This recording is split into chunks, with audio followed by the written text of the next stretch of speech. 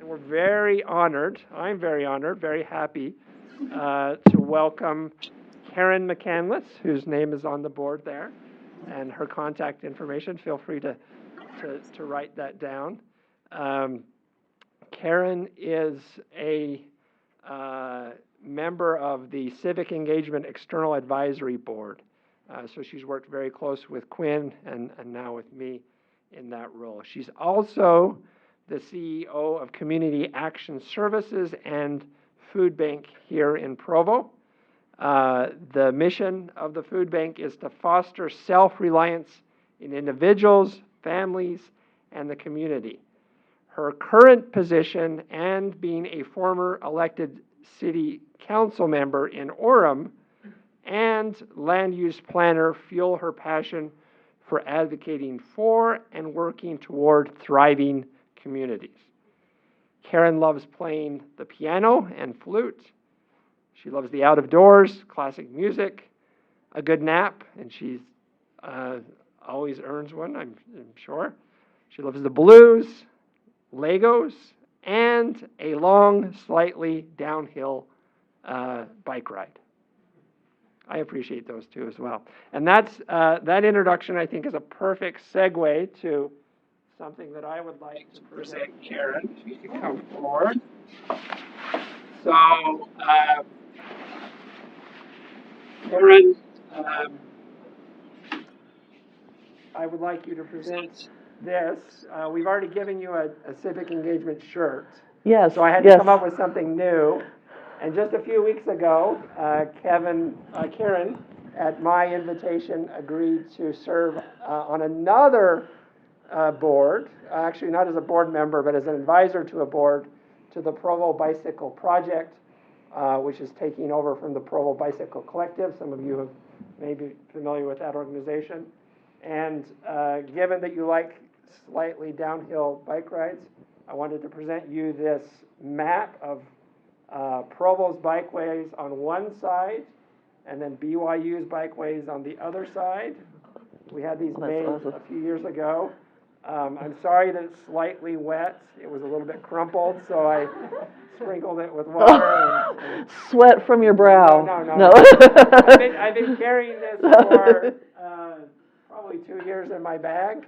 But it's an extra one, and I've been waiting for the perfect person to give it to. I am so excited. I saw that sitting up here, and it's a bike net. I had some envy.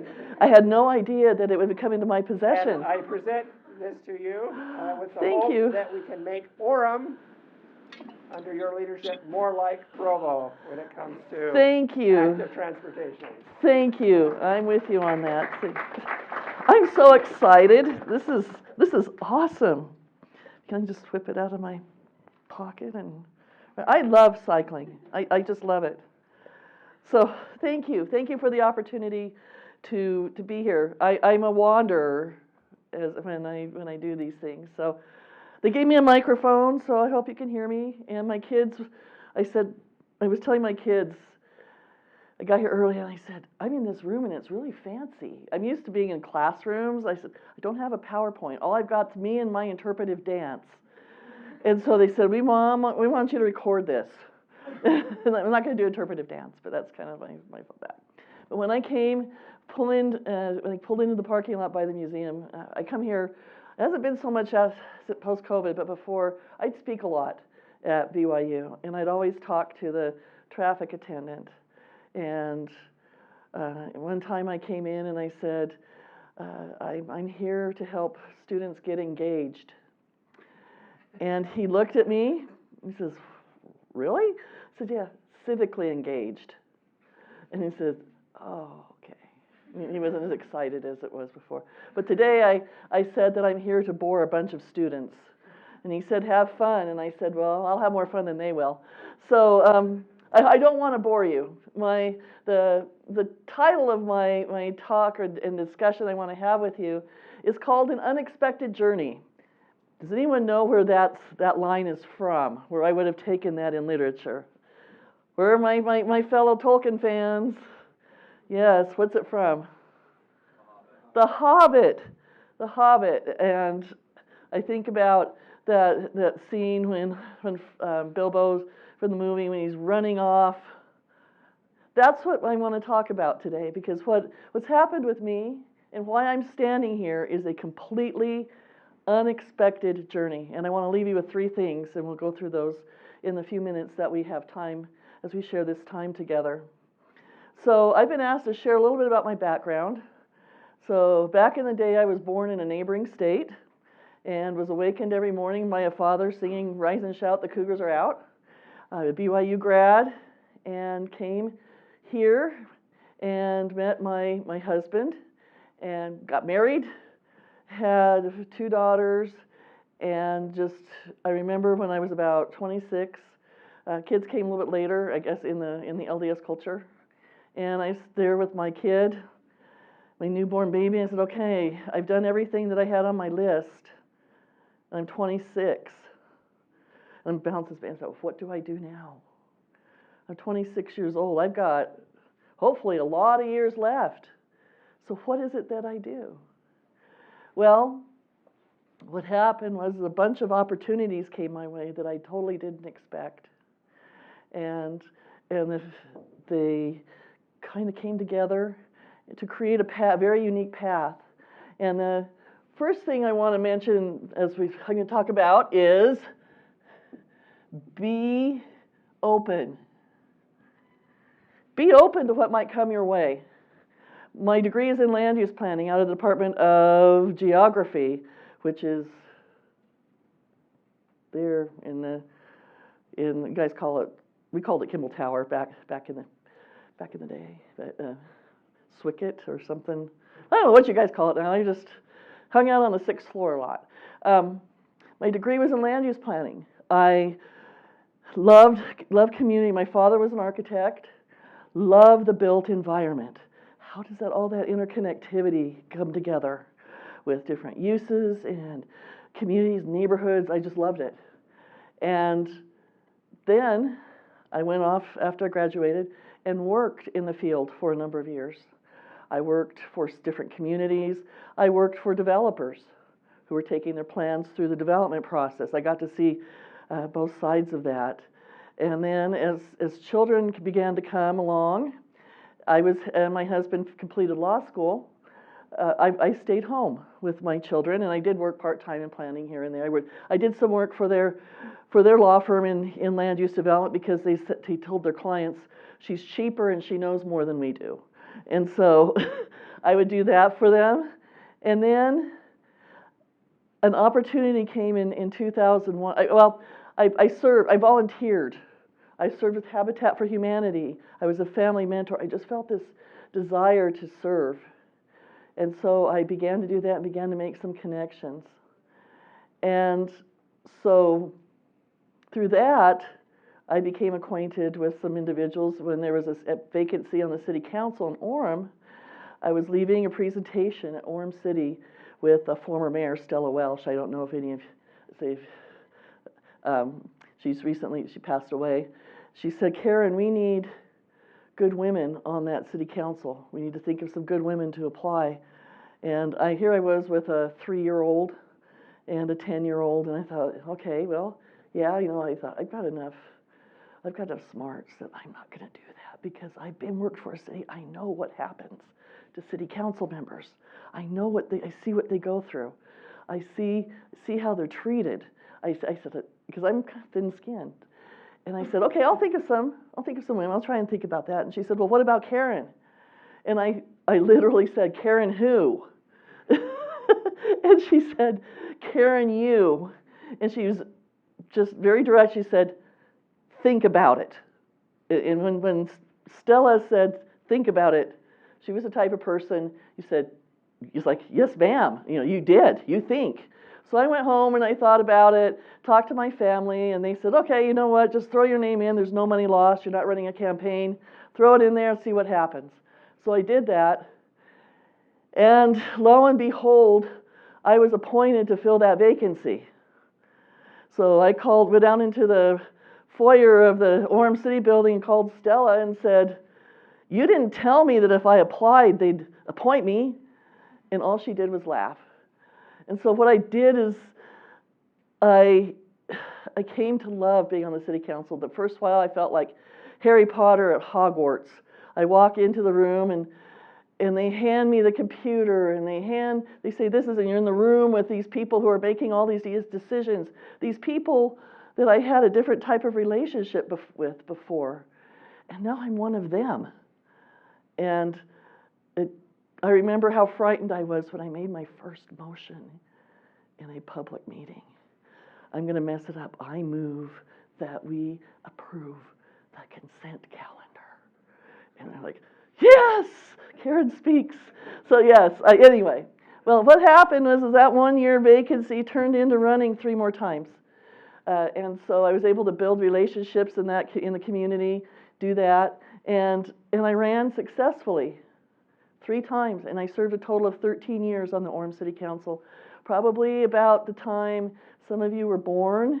Until it was from 2001 to 2014, and so I served there. But in the last year of my city council service, my husband became very, very ill, very suddenly, and died.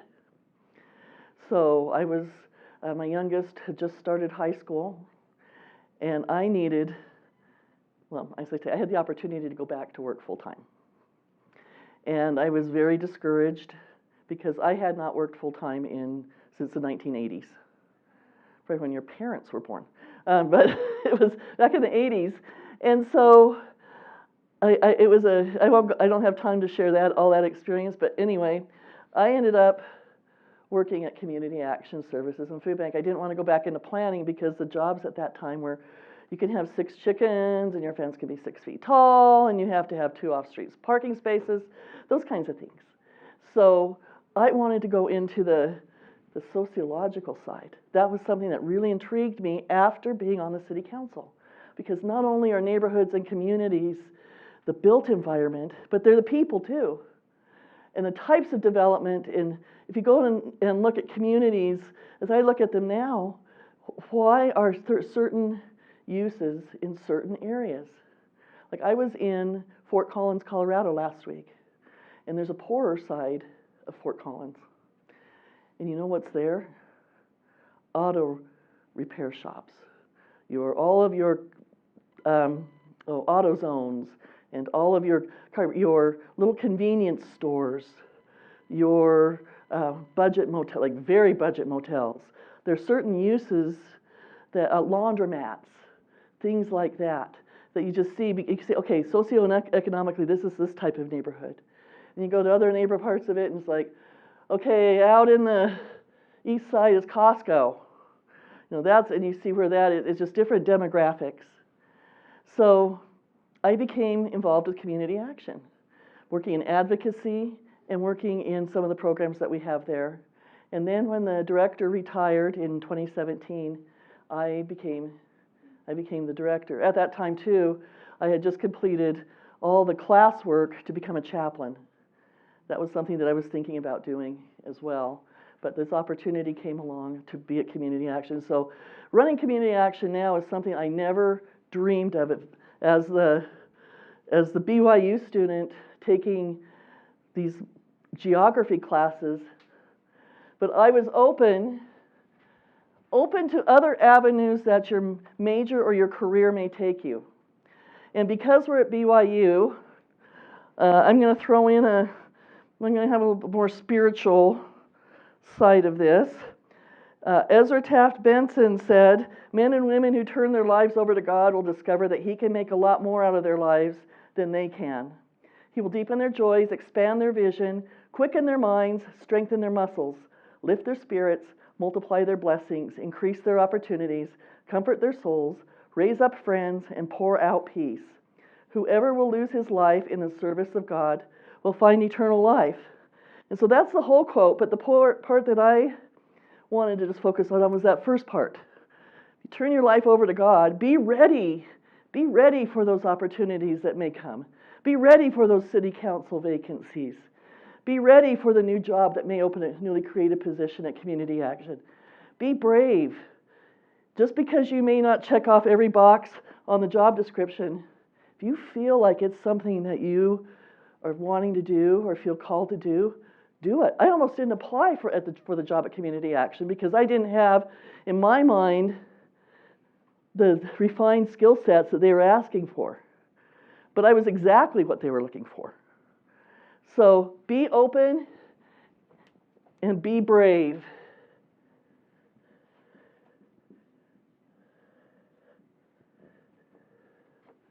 The second thing I want to talk about, first, any questions on that first part about being open? How many of you, have you changed majors? Oh, lots of hands. Why did you change majors? Anyone brave? Yes, why did you change your major? I was in microbiology. Uh-huh. Wanted to be a dentist. Uh-huh. Wrote dental school. I hit it, and I didn't like any of my microbiology classes. So I decided to switch to something that I was actually interested in learning. Great, and what is that? Political Political science. Right. So be open, be brave. Recognize that. Just because you think your whole life that you wanted to be a dentist doesn't mean you need to be a dentist. Follow that. Anyone else change their major that wants to share? Yes. It's kind of the reverse. I was physics up in Peoria, Idaho, and I ended up joining a lab and realized that I hated physics. Then I transferred down here, and I actually joined microbiology so far. So have you declared another major yet? Yeah, microbiology. Microbiology. So you guys just switched. You know what? It's so good to realize that you're not going to be happy in a field before you've gone through all that. That's what both my children that's happened with them is, I really don't want to be a teacher. Kids really bug me. So it's like, good, you're just doing that right now, thinking that now. So just be open. And you don't know where that microbiology degree is going to take you. You don't know where that political science degree is going to take you. You may say, okay, I'm going to take poli-sci, and I'm going to go or graduate in that, and I'm going to go to graduate. Are you thinking about graduate school? I'm thinking of doing an MBA. Okay, so you have that, but you just be open and be brave. Second, I want to talk about is be civically engaged. I know people laugh about BYU with another kind of engagement like I talked about at the beginning, but being civically engaged. What does that mean to you? Does it mean that you run for city council? Is that the only thing it means? How can you be civically engaged? Yes. You can vote. You can vote. What else? Yes. It just means being aware of what's going on in your community and in your city and your state and your nation. Like, you are involved in this being made, and then how to better your community, how to change things that are going on in your community. Yeah. Being aware of what's happening in your community. How can I make change in my community? Yes. It also just means caring enough to do what you can. Caring enough to do what you can. These are all great answers. Thank you. Yes. I was going to say just talking about it, because sometimes maybe you're not actually going out and doing a lot, but just talking about it with other people, helping other people be aware. Help other people be aware. That's right. Thank you. A lot of times we think it's all political. It's not. Being involved in your community at so many different levels. The Provo Bicycle. Bike Walk. I keep wanting to call it the Bicycle Collective. Bike Walk Provo, civically engaged. As I say, PTA. I was involved in that when my children were in school. Or one time I had when I saw that there was a zoning ordinance, there's a proposed law coming through the city that I didn't like. So I went out and made flyers and went to neighbors and went and spoke at council meetings. Scared me to death because I'm an introvert. I've got this event tonight and then one more extrovert event, and then I think I'm going to just fold up. I wish I could fold up for the whole weekend, but I got to work tomorrow. But anyway, but it was hard for me. But just finding something that's your passion and wanting to make your community a better place. Again, it ties back to this. Be open, be brave. Community Action Services and Food Bank has a lot of opportunities to do what I think are being civically engaged. You can help volunteer in our Circles initiative. Let me give you our website. Our website is this right here, casfb.org. One thing that we really need volunteers with that is a very powerful way to be civically engaged that one might not think is to help at our warming centers. We have a community, people who, okay, 200, would they have been the one, this isn't the class that did the warming, okay.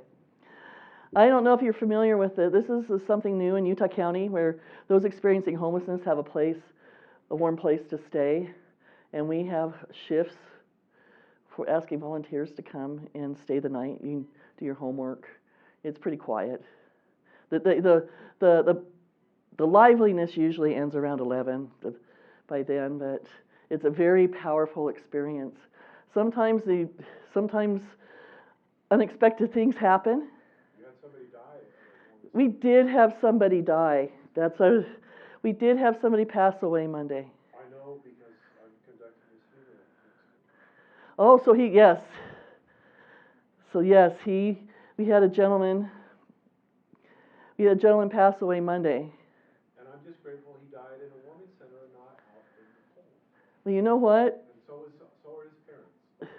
That's what the feedback I got. I had a friend talk to a family member and said it was a daughter who said my biggest fear was my father would die on the streets. And knowing that he died somewhere warm was something in a place that was like a warming center was something that was very important and very meaningful to them. So you're conducting, I'm sorry, I've known him for 20 years. Oh yes, yeah. I was there at the warming, well, it was a warming center when they were doing their investigation and the medical examiner was there. But yes, talking about just, it's civic engagement. Back to the religion, we're all children of God. These are all children. He was somebody's son. He was somebody's father. I don't know the relationship dynamics as to how he ended up on the street and all of that. But he was in a place where he was cared about. There was food, there was water, there were sanitary facilities. It was a place that he felt that he could go and sleep comfortably.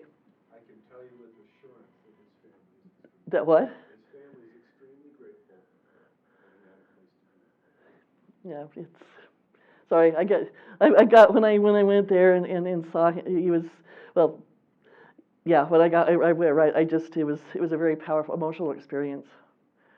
But thank you for sharing that. That was kind of helps close some things on that. So civic engagement can have many faces. Just like you said, getting out the vote. I know the civic engagement, they work on getting out the vote. So it can be political, it can not be political. It can be, there's just so many different things. I've said this over and over again.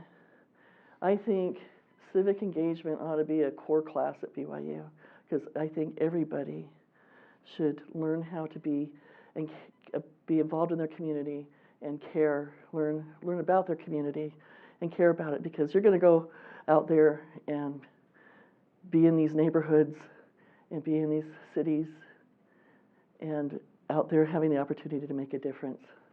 So civic engagement, being civically engaged. What are some ways that you have become civically engaged in all of this? When you think about civic engagement, what are some things that you've done that you can say, okay, maybe this was civic engagement, but maybe I didn't know it was? Yes?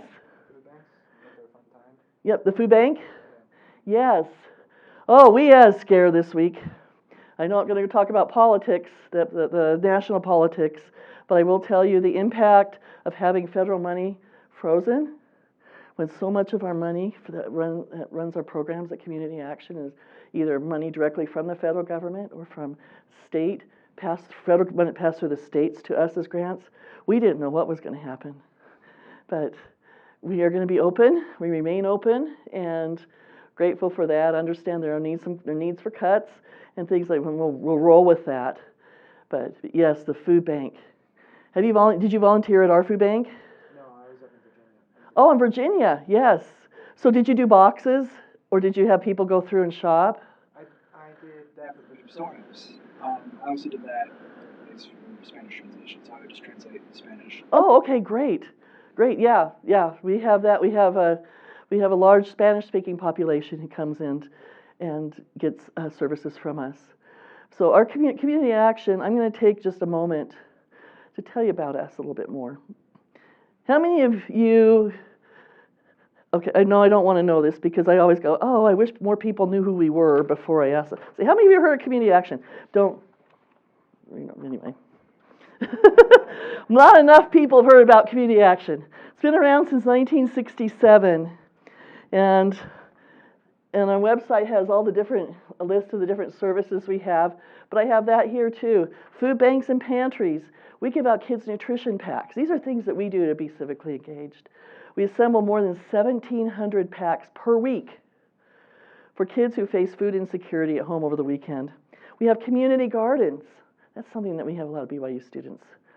They have a garden in there. If they're in their apartments, they might not have a place to grow produce, but we do have a community garden program.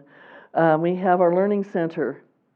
One time I spoke at a class at BYU and talking about how we have budgeting classes, and a student came out after and she said, I have never learned how to budget. I manage my money. I'm graduating in April, and all I've done is I spend my checking account down to zero. Can I come and take this class? I said, absolutely. We teach these with 4 course classes, and then if you do meet certain milestones, if you put money into savings and things like that, we have a family foundation that matches that. So you actually get money. That home buyer education, free programs to help people prepare to buy a home. We provide emergency rent assistance, and emergency mortgage assistance, rent and deposit help, clothing vouchers. We were kind of moving out of the hotel voucher area, but we do still do some of that. We just purchased 10 apartments, and those apartments, 6 of them are going to house families who are homeless, who need more than like a few days in a motel to get stabilized. They're 2-bedroom, 1-bath apartments, and they'll live there free of charge for up to 90 days, so they can get back up on their feet. Then the 4-plex in the back is going to be rented out with the vouchers to help with those who are chronically homeless. So that will help take 10 families and help them get in more secure housing, and then the money for the back units will help pay for the whole thing. We got a $1.7 million zero interest 30-year loan. And when I signed those papers, it said like the payment was only like $4,000 a month or $5,000. Holy cow! It makes a difference. It makes a difference, that interest. And then we also had to, that was not the full purchase price. And the church donated money to close that purchase price plus to renovate those apartments, because the apartments were built in the 60s. So the church is heavily involved in what we do. The church also donates over $500,000 of food to our food pantries every year, and milk and eggs. Well, I guess eggs, you only get, 2 dozen eggs at that price for these days, but anyway, you're right. We have a commercial kitchen where if you want to start your food-based business, we can help you. And we put together, we have you go, like here, well, you'd be at BYU, they'd have a place here, but we have people go to the UVU Small Business Development Center, put together your business plan. I don't know if you've heard of chip cookies. Chip cookies started in our little kitchen. We have our Circles initiative that gives families and individuals the tools they need to permanently move out of poverty. This is something that's going to tie into my third thing is about. Participants called Circle Leaders are matched with volunteer mentors called Allies. And then we teach what's called Bridges Out of Poverty to help better understand economic class. So this is us by the numbers. I'll just point out a couple, then I'll pass this around if you want to look at it. We helped 23,877 unduplicated individuals last year. So not duplicate, most come twice a month, but we have to count them as unduplicated. We distributed 4.7 million pounds of food. That's civic engagement. We provided 51,644 kids packs. We have over 100 food network partners. We distribute food to 100 other partners. We've had over 19,000 volunteer hours. That's another civic engagement. And then we had 422 nights of homeless sheltering. We prevented 341 evictions. And we taught 248 households, taught them financial skills. But I'll just start this over here if you want to take a quick look at that, and if it gets around. So we do a lot at Community Action, and we'd love to have you volunteer at Community Action. Any questions about civic engagement, Community Action? How do you volunteer? Go to the website, and there's a tab that says volunteer. And we're actually redesigning our website, and the new one comes out, I think, next week, but it's still there. Any questions, comments? Yes? We're in a social impact class right now. We're like the problem we're dealing with is how to recruit more volunteers. What have you found is most successful in like recruiting and spreading the word to volunteers? So how do we recruit volunteers? That's always hard because we always need more volunteers than we have. What we have found that is really helpful is we use Just Serve. That's one of our word of mouth. Many of those who volunteer at the warming centers are repeat volunteers. They love it. They'll sit and play cards with our guests, or they'll visit with them, or just hang out. So it's hard. You go out I think Just Serve. Social media is another way that we do it. We try and make it a positive experience so they will come back. And we do tours. Another thing that we do is every once a month we do tours so people can see what we do and they can look at that before they would commit to being a volunteer. And I realize that I am standing between you and either dinner or a date or a nap or homework or so, but hang in there with me for just the next few minutes for my third thing that I think is important in civic engagement in what I do in my unexpected journey. And that is, okay, my mind just, bloop. Okay, that's the word I thought I was going to write. Relate.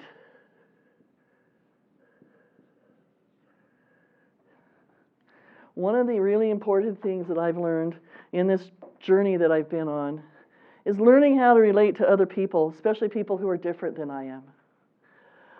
One of the things, there were things that I learned after I started at Community Action that I wish I had known when I was on the city council.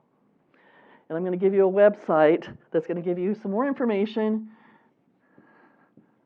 It's called ahaprocess.com. And it's Bridges Out of Poverty.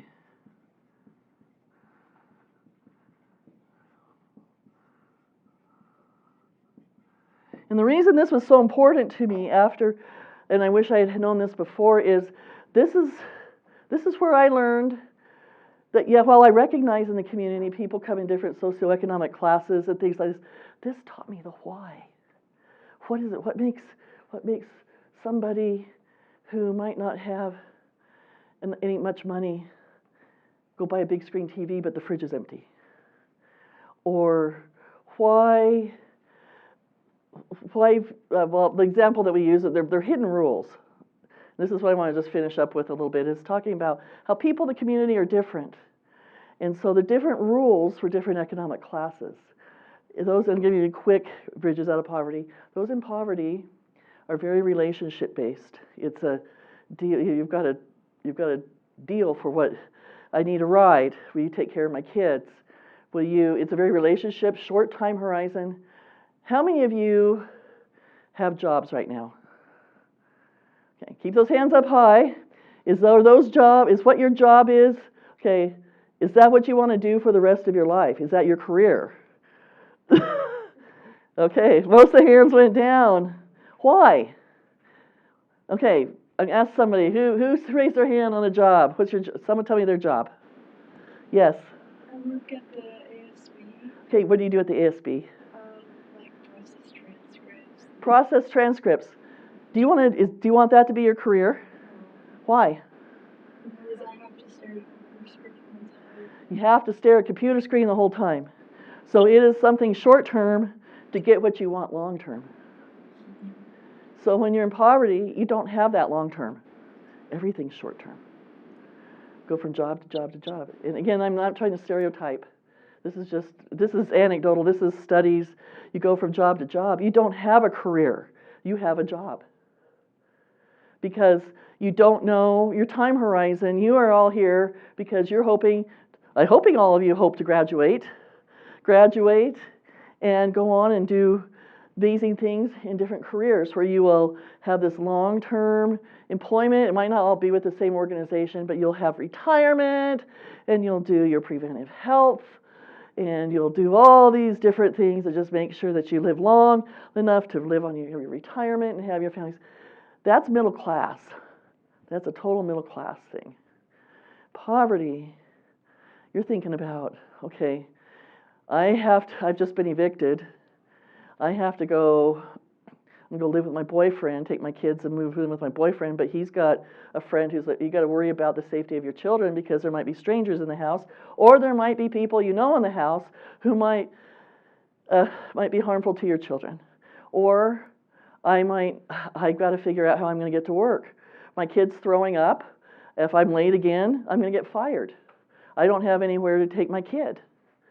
Or there's just different things. There's just all these very short-term things that consume your executive function that make it difficult to think long-term. And so that was the thing that relating I wanted to point out. Those in poverty I have found are not lazy. There are a variety of reasons why people are in poverty. Those experiencing poverty are some of the most resourceful problem solvers I've ever met, because that's all their life is. Problem after problem after problem. And I see some of our homeless friends, there's some quit. I'm like, did they winter over? Did they make it? This is before the warming centers, or you haven't seen them for a while, and you're like, are they alive? Because you've developed these relationships. You learn about people. You learn that maybe their parents started giving them alcohol when they were 8 years old, and they grew up being an alcoholic and having very dysfunctional relationships, and they're out on the street. It's just all these different things relating to other people. And this goes back again, because we're at BYU, seeing them like Christ sees them, that one-to-one. I think about one of my other hats is Relief Society president, and the ministering. One-to-one, how important it is to establish those relationships.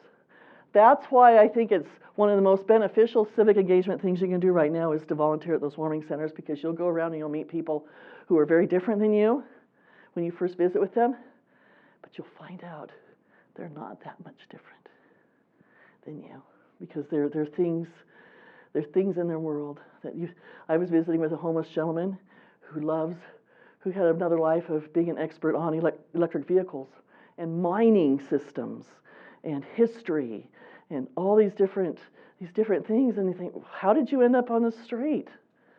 And you just hear their stories that they're very similar. But viewing those people in the different lenses, the lens of we're all alike, and try to relate to them, meet them where they are.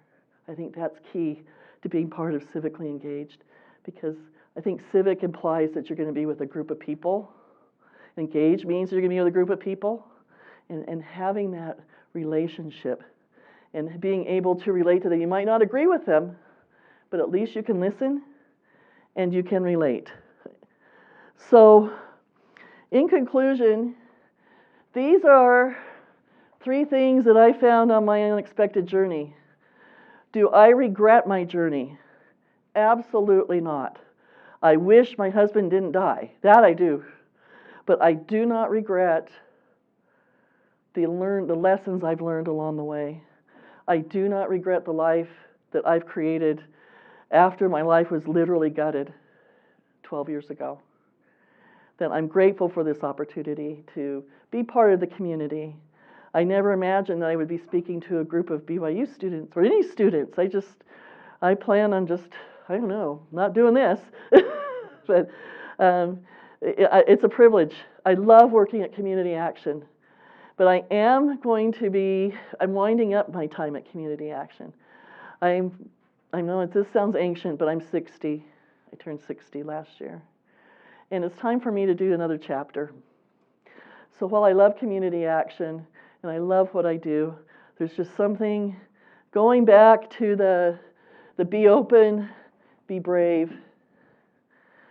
I don't know what the future holds for me, but I just have sensed that there is a time for another chapter in my life. And so what I am going to try and do is I'm planning on running for an elected office in our community this year. And so as I wind down and go part-time in the next fiscal year in July, then I will be ramping up a campaign to run for elected office. And I said, if I win, great. I love serving my community.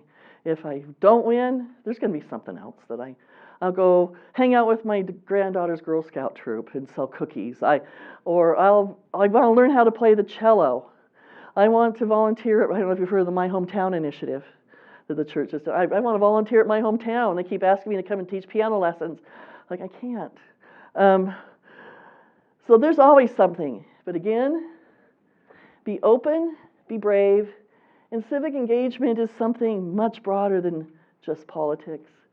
And practice relating and learning to relate to people who might not be just like you.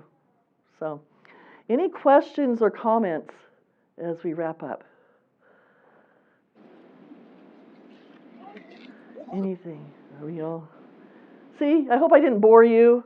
Go back to the traffic guy and say, they all look like they stayed awake. And so I appreciate the opportunity to have spoken to you. I know I'm ending a few minutes early, and thank you.